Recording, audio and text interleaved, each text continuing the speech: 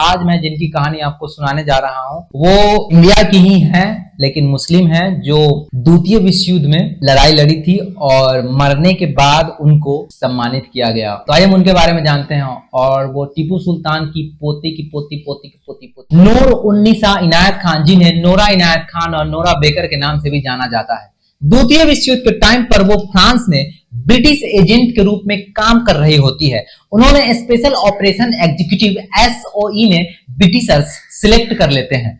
SOE का जो उद्देश्य था, जो एक्सिस शक्तियां विशेष रूप से नाजी जर्मन के कब्जे में था, उन देशों में जासूसी, तोड़फाड़ और खुफिया जानकारी को इकट्ठा करना था। यहाँ स्पेशल ऑपरेशन एग्जीक्यूटिव एजेंट के रूप में जो इनका नाम होता है वह मेडलिन होता है। नूर इनायत खान यूनाइटेड किंगडम से नाजी कब्जे वाले फ्रांस भेजी जाने वाली पहली महिला वायरलेस ऑपरेटर बनती है, जहां उन्होंने द्वितीय विश्व युद्ध के दौरान फ्रेंच रेजिस्टेंस की मदद करती है। बाद में उनके साथ विश्वासघात होता है और उन्हें पकड़ लिया जाता है और उन्हें दचातु कंसंट्रेशन कैंप में मार दिया जाता है। उनकी बहादुरी और सेवा के लिए उन्हें मरने के बाद जॉर्जी क्रॉस से सम्मानित किया जाता है, जो यूनाइटेड किंगडम का सर्वोच्च नागरिकता वीरता पुरस्कार है। नूर इनायत खान का जन्म 1 जनवरी 1914 को मॉस्को में हुआ था। वह 4 बच्चों में सबसे बड़ी थी। उनके भाई विलायत इनायत खान जो कि लेखक और सूफी शिक्षक थे, और उनकी बहन हारियत इनायत खान जो कि संगीतकार और सूफी शिक्षक थी, और नूर जो थी वो सबसे बड़ी थी। उनके पिता हजरत इनायत खान का जन्म बड़ौदा बॉम्बे प्रेसिडेंसी में हुआ था और वो भारतीय मुस्लिम परिवार से थे। उनके पूर्वजों में राजघराने और शास्त्रीय संगीत भी शामिल हुआ करते थे। उनके जो परदादा के परदादा थे वो टीपू सुल्तान थे। इनायत खान यूरोप में एक संगीतकार और सूफी शिक्षक के रूप में रहते थे। उनकी मां पिर्रानी अमीना बेगम एक अमेरिकन थी जो न्यू मैक्सिको के अल्बुकर्क से थी, और इनायत खान से उनकी मुलाकात अमेरिकी यात्रा के दौरान हुई। बाद में विलायत इनायत खान सूफी ऑर्डर ऑफ द वेस्ट यानी कि बाद में सूफी ऑर्डर इंटरनेशनल के प्रमुख बने। 1914 में प्रथम विश्व युद्ध शुरू होने से ठीक पहले इनका पूरा परिवार रूस छोड़कर ब्रिटेन चला गया और लंदन के ब्लूम्सबरी इलाके में रहने लगते हैं। नूर ने नॉटिंग हिल में नर्सरी की शिक्षा हासिल करती है और फिर इनका परिवार 1920 में फ्रांस चला जाता है और पेरिस के पास सुरेना में बस गया था, जहां उन्हें सूफी आंदोलन के एक समर्थक के द्वारा घर गिफ्ट में मिला था। 1927 में उनके पिता की मृत्यु हो जाती है और मात्र 13 साल की उम्र में नूर ने अपने छोटे भाई बहनों की जिम्मेदारी संभालने लगती है, क्योंकि उनकी मां को गहरा सदमा लग जाता है उनके पिता की मौत का। तो नूर ने सोरबॉन में बाल मनोविज्ञान की पढ़ाई की और पेरिस कंजर्वेटरी में नादिया ब्लोंगर के अंडर में काम करते हुए म्यूजिक की शिक्षा लेती है, जहां उन्हें हार्प और पियानो के लिए म्यूजिक भी लिखी थी। 18-19 की एज में नूर ने लेखन को अपना करियर बनाया, जिन्होंने अंग्रेजी और फ्रेंच में कविताएं और बच्चों की कहानियां भी लिखी। बच्चों की पत्रिकाओं और फ्रेंच रेडियो में उनका लिखा हुआ कविता बच्चों को सुनाई जाती थी और वो खुद सुनाने भी जाते थी। 1939 में उनकी किताब 20 जटका टेल्स प्रकाशित हुआ, जो बौद्ध परंपराओं के जातक कथाओं से प्रेरित था। द्वितीय विश्व युद्ध के दौरान जब फ्रांस पर नाजी जर्मन का कब्जा हो गया तो उनका परिवार पहले बोर्डो भाग गया और फिर समुद्र के रास्ते ब्रिटेन पहुंच जाता है। 22 जून 1940 को वे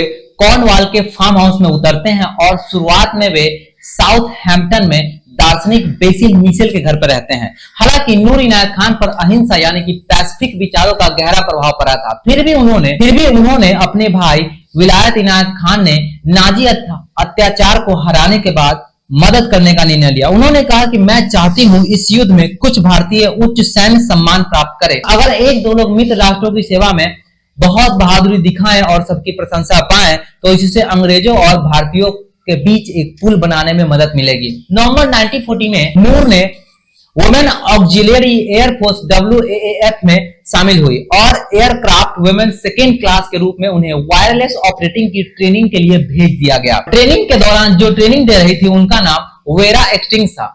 वेरा एक्सटिंग्स ने नूर से कहा कि हमारे लिए सिर्फ एक ही अपराध है, वहां जाकर अपने साथियों को निराश करना। नूर इनायत खान ने दृढ़ता से कहा कि वह जाना चाहती है और इस काम के लिए सक्षम है। उनकी एकमात्र चिंता उनका परिवार था और वेरा ने तुरंत समझ लिया कि असली समस्या यही है। नूर ने बताया कि अपनी विधवा मां को अलविदा कहना उनके लिए सबसे दर्दनाक अनुभव रहता है। वेरा की सलाह के अनुसार नूर ने अपनी मां को पूरी सच्चाई नहीं बताई। उन्होंने कहा कि वह विदेश जा रही है, लेकिन अफ्रीका और इस आधे सच को निभाना उन्हें बहुत ही ज्यादा कठिन लग रहा था। एटकिंस ने पूछा कि क्या परिवार के मामले में कोई मदद कर सकती हूँ। नूर ने कहा कि अगर वह लापता हो जाए तो उनकी मां को यथासंभव चिंता से बचाया जाए। देखिए, होता यह है कि जब कोई एजेंट मिशन पर जाता है तो वेरा उस समय पर अच्छी अच्छी खबर वाले पत्र परिवार को भेजती थी, लेकिन अगर एजेंट लापता हो जाता था तो परिवार को इनकी सूचना दी जाती थी। नूर चाहते थे कि उनकी मां को बुरी खबर तभी दी जाए जब वह पूरी तरह निश्चित हो जाए कि उनकी मृत्यु हो चुकी है। एटकिंस ने इस व्यवस्था से सहमति जताई और इसके बाद नूर फिर से आत्मविश्वासी और संतुष्ट दिखी। एटकिंस के मन में जो संदेह था वो भी अब समाप्त हो गया। द्वितीय विश्व युद्ध वर्ल्ड वार 2 के दौरान विशेष मिशनों के लिए वेस्टलैंड लैंडेशन नाम के हल्के विमान का उपयोग किया जाता था, जो छोटे और आसमानी मैदान पर भी उतर सकते थे। वेरा अक्सर महिला एजेंट को हवाई अड्डे तक छोड़ने जाती थी। कुछ एजेंट पैराशूट से फ्रांस भेजे जाते थे, जबकि कुछ को लैंसर विमान से उतारा जाता था और जमीन पर उन्हें लेने के लिए एक रिसेप्शनिस्ट कमेटी होती थी जिसमें एसओई एजेंट और स्थानीय फ्रांसीसी सहयोगी शामिल होते थे। इन टीमों को पहले ही संकेत देने के लिए बीबीसी पर न्यूज चलाए जाते थे, जो आम लोगों के लिए सामान्य वाक्य लगता था, लेकिन एजेंटों के लिए उनका विशेष अर्थ होता था। इसी बीच में नूर को असिस्टेंट सेक्शन ऑफिसर के पद पर प्रमोशन कर दिया गया और उन्हें जून की चांदनी रात में लैंसर विमान से फ्रांस के एंजे एंगर के पास एक खेत में उतारा जाना था। वहां से उन्हें पेरिस जाकर के प्रपोजर नेटवर्क के एक सदस्य एमिली गौरी, जिसका कोड नेम सिनेमा था, उसे संपर्क करना था, जो एक्टर गैरी कूपर से मिलते जुलते थे। फ्रांस पहुंचने के बाद नूर ने जेनी मरीन रेनर नाम की नकली पहचान बना लेती है, जिसमें वो बच्चों की नर्स का रूप धारण कर लेती है, लेकिन एसओई में उन्हें मैडलिन के नाम से जाना जाता था। नूर को फ्रेंच भाषा बोलना और वायरलेस ऑपरेशन करना वह अच्छी तरीके से जानती थी। वर्ल्ड वार 2 के टाइम पर बहुत सारे एजेंट मारे जा रहे, तो वहां पर एजेंट की बहुत बड़ी कमी हो जाती है। अनुभवी एजेंटों की कमी के कारण उन्हें नाजी कब्जे वाले फ्रांस में भेज दिया जाता है। 16-17 जून 1943 के रात मैडलिन कोड नेम के जगह उन्हें उत्तरी फ्रांस में एक गुप्त मिशन पर भेजा गया। उनके साथ अन्य एजेंट जो कि डायना रोवेंडेन और सिसिली लॉफ्टॉर्ट भी थी, और वहां पहुंचने के बाद उनका स्वागत हेनरी डेरिकोट करती है। जर्मनों ने पैराशूट से उतरते ही कई एजेंटों को पकड़ लिया, जिनमें मैडलिन डोरमेट भी शामिल थी, जिन्हें बाद में मार दिया जाता है। और यह खबर फ्रांस पहुंचता है कि नूर की गिरफ्तारी हो चुकी है। फिर यह वाला न्यूज कि नूर पकड़ी जा चुकी है लंदन भेजकर बताया जाता है कि मैडलिन नूर यानी कि नूर जो है पकड़ी जा चुकी है और उनके नाम से आने वाले किसी भी न्यूज पर भरोसा न किया जाए। लेकिन कर्नल मौरिकी बकमास्टर इस न्यूज गलत मानकर नजरअंदाज कर देते हैं, क्योंकि वह ओल्सानेजकी को नहीं जानते थे, जिसने यह खबर फ्रांस पहुंचाया था। इसका नतीजा यह हुआ कि नूर के रेडियो से जर्मनों द्वारा भेजे गए संदेश असली मान लिया गया, जिससे कई एसओई एजेंट को अनावश्यक मार दिया जाता है, जिसमें खुद ओल्सानेजकी भी शामिल होती है। बाद में उन्हें जुलाई 1944 को नेट जेवेल्गर स्टॉट ऑफ कंसंट्रेशन कैंप में मार दिया जाता है। जब वेरा एटकिंस ने लापता हुए एजेंटों की मौत की जांच की शुरुआत करती है, उन्होंने नूर को ओल्सानेजकी समझ लिया था। नूर और ओल्सानेजकी की शक्ल मिलती जुलती रहती है, इसलिए नूर को भी ओल्सानेजकी भी, और मान लिया जाता है कि नूर की मौत नट्सवाइजर में हुई है। बाद में जब उन्हें पता चला कि नूर का अंत दताचू कंसंट्रेशन कैंप में हुआ है, तो वह परेशान हो जाती है। 25 नवंबर 1943 को नूर इनायत खान ने एसडी मुख्यालय से अपने साथी एसओई एजेंट जॉन रेंसवर स्टार और रेजिस्टेंट नेता लियोन फाई के साथ भागने की कोशिश करती है, लेकिन आसपास फिर से पकड़ ली जाती है।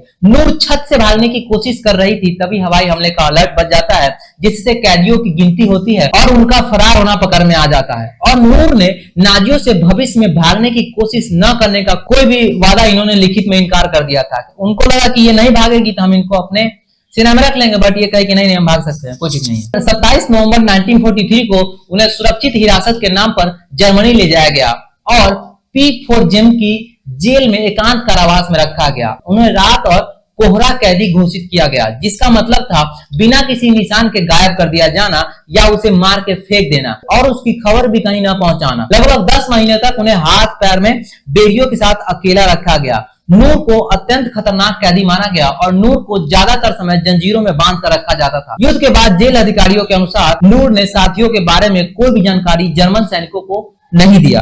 कठिन परिस्थितियों के कारण कभी कभी दूसरे कैदी उन्हें रात में रोते हुए भी सुनते थे, लेकिन इसके बावजूद भी उन्होंने हार नहीं मानी। उन्होंने अपने खाने के बर्तन को नीचे से खरोच कर संदेश लिखा। एक अन्य कैदी को अपनी पहचान बताई, उसका नाम नोरा बेकर है और उनकी माँ लंदन में कहाँ रहती है उसका पता भी उस थाली पे लिखा था।